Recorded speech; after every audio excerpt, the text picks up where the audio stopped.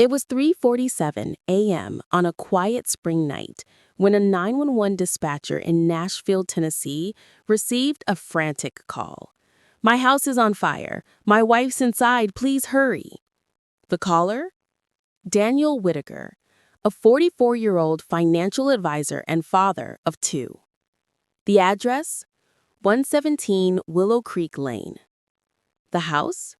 A beautiful four-bedroom suburban home that had graced neighborhood magazines for its manicured lawn and twinkling porch lights. When firefighters arrived, they found the house engulfed. Daniel was standing on the lawn barefoot, coughing but uninjured. His wife, Rachel Whitaker, 41, was found in the master bedroom dead from smoke inhalation. Or at least, that's what it looked like at first.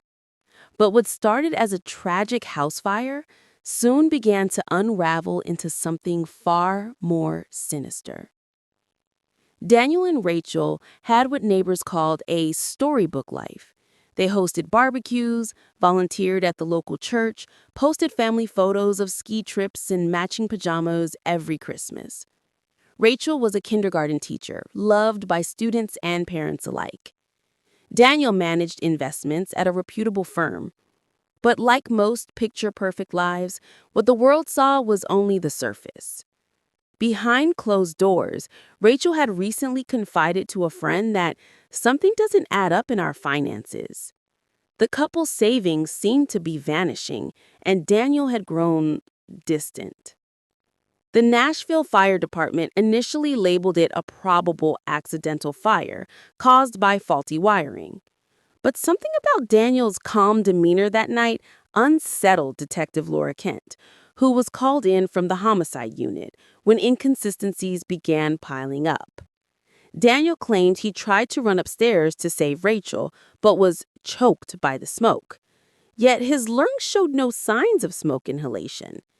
He said the fire spread too fast, yet the burn pattern suggested it started in 3 separate locations. And then came the kicker. Investigators found traces of accelerant, gasoline, on the hallway carpet. This was no accident. 3 days after Rachel's funeral, Daniel called state life insurance to file a $2 million life insurance claim. Rachel's policy had been increased just 6 weeks before the fire. Daniel had signed as the primary beneficiary. Detectives obtained financial records. That's when the real picture of Daniel's storybook life emerged. Massive gambling debts in Las Vegas and online casinos, maxed out credit cards, multiple business ventures with zero paper trail, foreclosure notices hidden from Rachel, and a bank account in Daniel's name recently funded with a $50,000 cash deposit just 2 days before the fire. As detectives retraced Rachel's final weeks, a chilling detail surfaced. Rachel had secretly met with a divorce attorney. She'd been planning to leave Daniel after discovering suspicious withdrawals and forged documents under her name. In a journal found in her nightstand, Rachel had written, "He's lying to me. I don't feel safe anymore. If anything happens, someone needs to look at him." Those words would become the proof that cracked the case wide open. One of the neighbors, a night shift nurse, had installed a Ring video doorbell. At 2:56 a.m., less than an hour before Daniel's 911 call, the camera picked up Daniel walking out of the house fully dressed, carrying a red gas canister, getting into his truck and driving off, then returning 15 minutes later. Daniel had told police he was asleep at the time. Rachel's autopsy revealed something shocking.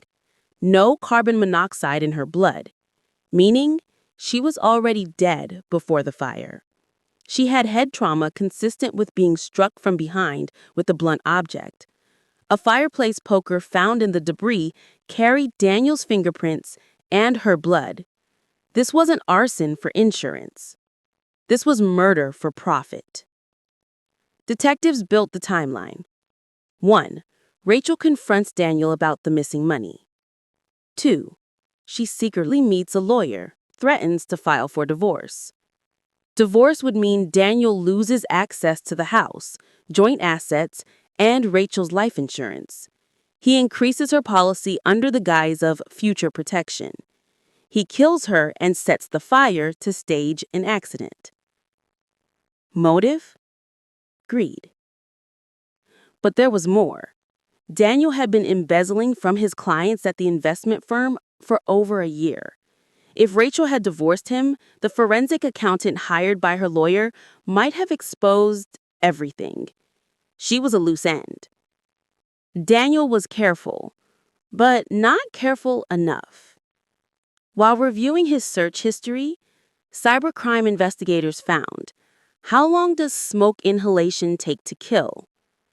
How to make a fire look accidental? Best accelerants that burn fast.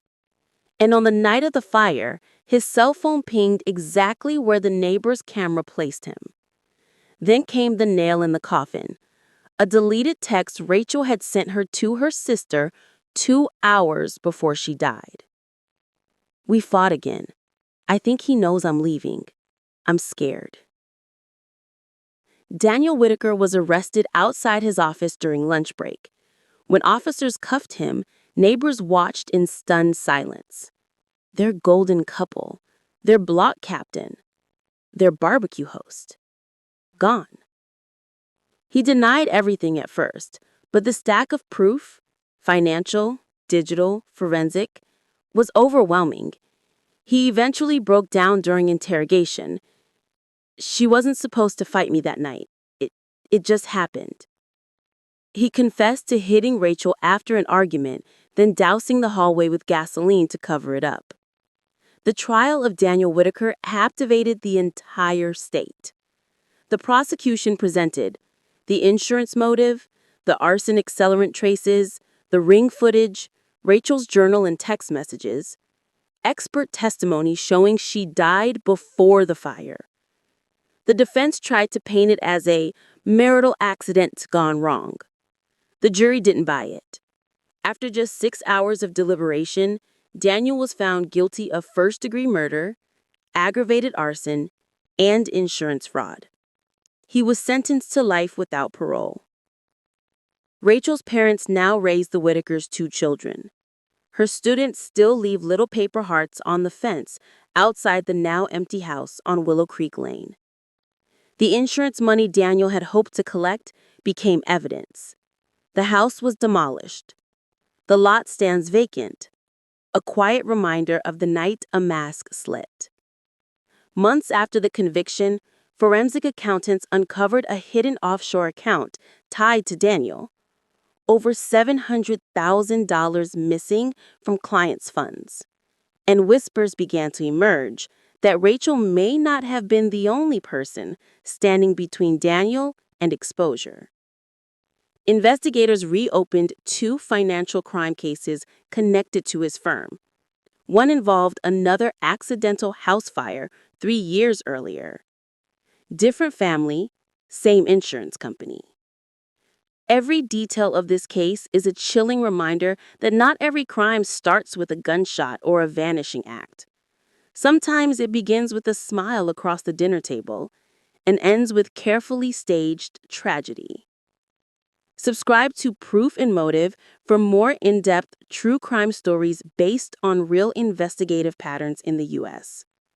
Share this story.